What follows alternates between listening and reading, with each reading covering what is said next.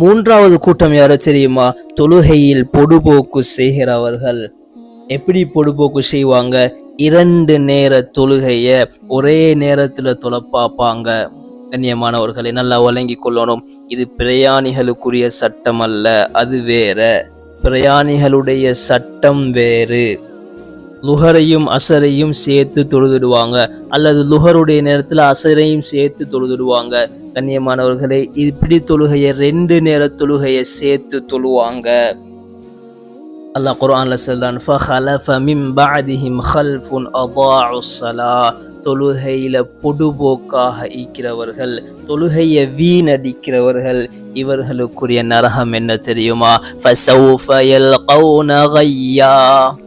இவர்களுக்குரிய நரகம் கை என்ற நரகத்தை அல்லாஹ் இவர்களுக்கு வச்சுக்கிறான்.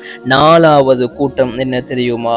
தொழுகை சோம்பேறிகள், தொழுகையிலே சோம்பேறித்தனமுடையவர்கள். அல்லாஹ் அதையும் குர்ஆன்ல சொல்றான், وَإِذَا قَامُوا إِلَى الصَّلَاةِ قَامُوا كُسَالَى يُرَاءُونَ النَّاسَ. இவங்க தொழுகைக்காக வேண்டி நின்றா சோம்பேறிகளாக நிற்பாங்க. மக்கள் பார்க்கறதுக்காக வேண்டி தொழுவாங்க.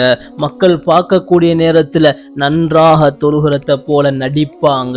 தனிமையில தொழக்கூடிய சந்தர்ப்பத்துல கணக்கில்லாம தொழுவாங்க.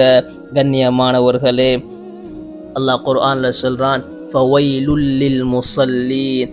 தொழுகையாளிகளுக்குரிய நரகம், வைல் என்ற நரகம் தொழுகையாளிகளுக்கு. இது 4வது கூட்டத்தோட சம்பந்தப்பட்டவங்க.